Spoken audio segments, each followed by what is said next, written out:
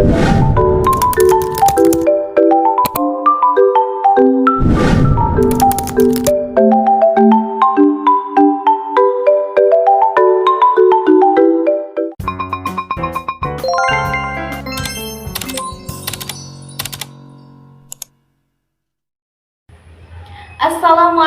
warahmatullahi wabarakatuh. Halo semuanya, bagaimana kabarnya hari ini? Alhamdulillah, luar biasa, Allahu Akbar. Baik, masih semangat untuk mengikuti pembelajaran kita pada hari ini? Masya Allah, semangat terus ya. Nah, sebelum kita memasuki materi pembelajaran kita pada hari ini, alangkah baiknya kita berdoa terlebih dahulu. Berdoa dimulai.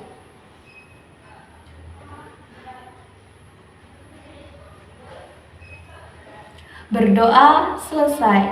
Baik, sebelum kita memulai materinya juga, di sini Ibu ingin bertanya, apakah di sini hadir semuanya?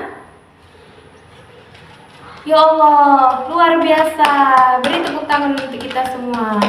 Nah, jadi untuk anak-anak ibu semuanya, kita harus rajin-rajin datang ke sekolah ya, untuk mengikuti pembelajaran di setiap harinya. Karena dengan kita mengikuti pembelajaran di sekolah, kita akan mendapatkan ilmu yang banyak, ilmu yang luas, dan apa yang kita tidak tahu menjadi tahu. Oke, baik, pada pertemuan kali ini Ibu akan menggunakan metode ceramah dan metode diskusi. Nah, baik, pada pertemuan kita kali ini kita akan membahas mengenai materi tentang akhlak tercela. Di sini ada yang tahu apa saja akhlak tercela itu? Nah, baik, di sini Ibu akan menjelaskan. Pada materi kita hari ini yaitu menghindari akhlak tercela. Di sini terdapat 4 akhlak tercela, di mana yang pertama itu anania, yang kedua putus asa, yang ketiga itu gadal, dan yang keempat tamak. Nah, adapun poin pembahasan kita pada materi pertemuan kita hari ini yaitu poin pertama mengenai pengertian ananiah dan dampak negatifnya. Yang kedua, mengenai pengertian putus asa dan dampak negatifnya. Yang ketiga, mengenai pengertian gadab dan dampak negatifnya. Dan yang keempat, terakhir, mengenai pengertian tamak dan dampak negatifnya. Nah, jadi di sini Ibu ingin bertanya kepada kalian semua, apakah kalian sudah pernah mendengar dari keempat akhlak tercela ini? Ya, baik. Siapa? Aidil. Nah, apa itu? Ya, Aidil cuman mengetahui tamak dan putus asa. Yang lain? Nah, ternyata yang kalian ketahui itu baru 2 ya, tamak dan putus asa. Di sini kita akan membahas 4 akhlak tercela. Nah, di sini kita pertama akan membahas mengenai anania. Tentunya kalian bertanya-tanya, apa sih yang dimaksud dengan anania itu? Nah, anania disebut juga dengan egois, yaitu sifat yang menilai segala sesuatu berdasarkan kepentingan diri sendiri dan meremehkan orang lain. Anania merupakan sifat yang sangat tercela dan sangat membahayakan apabila di dalam pergaulan di masyarakat. Anania merupakan penyakit hati yang apabila dibiarkan dan berkembang, maka akan menimbulkan sifat kikir, sombong, takabur, dan diiringi dengan rasa iri dan dengki. Adapun dampak yang ditimbulkan dari perilaku anania, yang utama menimbulkan kekecewaan terhadap orang lain. Nah, yang kedua, merusak hubungan persaudaraan. Yang ketiga, Benar, dapat memutus tali silaturahmi. Yang keempat, akan menimbulkan kebencian, lagi pertengkaran, lagi dan permusuhan.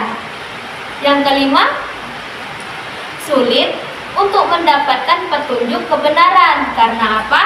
Karena ia merasa dirinya yang paling benar. Yang ketujuh, berdosa kepada Allah. Karena Islam melarang sifat anania, di mana Allah Subhanahu wa taala telah berfirman di dalam Quran surah Al-Luqman ayat 18 yang berbunyi, A'udzu billahi minasyaitonir rajim. Bismillahirrahmanirrahim. Wala tusa'ir khaddaka linnasi wala tamshi fil ardi maraha. Innallaha la yuhibbu kulla muhtalin fakhur. Yang artinya, dan janganlah kamu memalingkan mukamu di muka bumi dari manusia karena sombong, dan janganlah berjalan di muka bumi dengan angkuh. Sesungguhnya Allah tidak menyukai orang-orang yang sombong lagi membanggakan diri. Nah, jadi ibu ingin bertanya kepada kalian, yang bisa menjawab angkat tangan ya. Nah, ada yang tahu apa itu putus asa? Nah, Putri. Benar, kata Putri, putus asa merupakan sikap yang merasa bahwa dirinya telah gagal dan tidak mau berusaha lagi.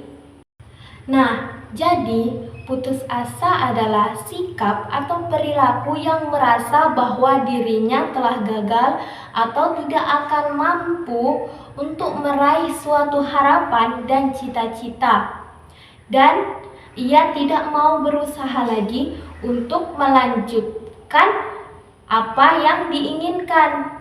Putus asa berarti habis harapan, tidak ada harapan lagi.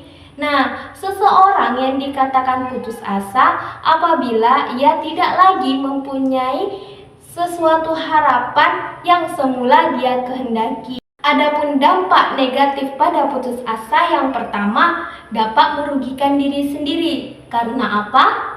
Karena dapat membuang waktu, energi, dan potensi yang dimiliki. Yang kedua, susah untuk mencapai kemajuan karena dia tidak berani untuk berbuat dan dia merasa khawatir mengalami sebuah kegagalan lagi.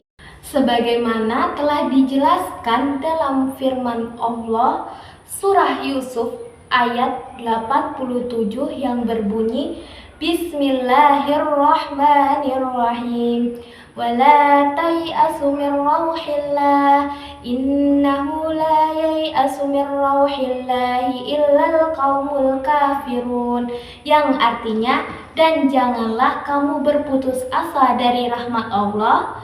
Sesungguhnya yang berputus asa dari rahmat Allah hanyalah orang-orang kafir. Nah, jadi di sini untuk anak-anak ibu, kalian jangan berputus asa. Teruslah berusaha untuk mencapai sebuah harapan yang kalian inginkan atau yang kalian cita-citakan. Nah, kita masuk pada poin ketiga. Lalu, apa itu gadap? Jadi, gadap berarti marah. Gadap termasuk sifat tercela. Karena apa? Karena gadap bersumber dari setan. Nah, untuk anak-anak ibu, jangan suka-suka marah. Tak boleh marah-marah, karena marah merupakan sumbernya dari setan. Setelah kita mengetahui pengertian dari gadap, selanjutnya dampak negatif dari gadap. Adapun dampak negatif dari gadap yaitu yang pertama, tidak dapat berpikir dengan tenang dalam menyelesaikan sebuah permasalahan. Yang kedua, tidak dapat menyelesaikan sebuah permasalahan secara baik berdasarkan pikiran yang sehat. Yang ketiga, jika sering terjadi, dapat menimbulkan tekanan darah tinggi yang membahayakan kesehatan jasmani dan rohani. Dan yang keempat, sikap gadab juga dapat menimbulkan kekecewaan atau sakit hati terhadap orang lain. Sebagaimana Allah juga berfirman di dalam Quran surah Al-Imran ayat 34 yang berbunyi, Bismillahirrahmanirrahim.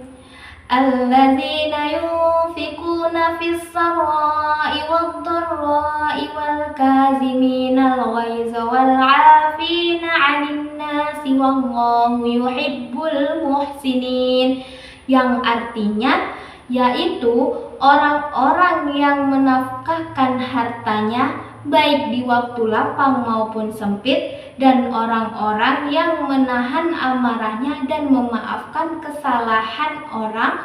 Allah menyukai orang-orang yang berbuat kebajikan. Nah, pada poin terakhir nih, yaitu tentang tamak. Di sini tentunya kalian tidak asing dengan kata tamak. Yang tahu dan bisa menyimpulkan apa yang dimaksud dengan tamak, angkat tangan dong. Nah, Iza, iya. Kata Iza, tamak itu merupakan sikap rakus. Lagi? Ya, Dodi? Dodi bilang tamak itu sikap yang merasa belum puas. Nah, jadi pengertian tamak secara bahasa berarti rakus. Benar apa yang dikatain oleh Iza tadi, tamak adalah rakus.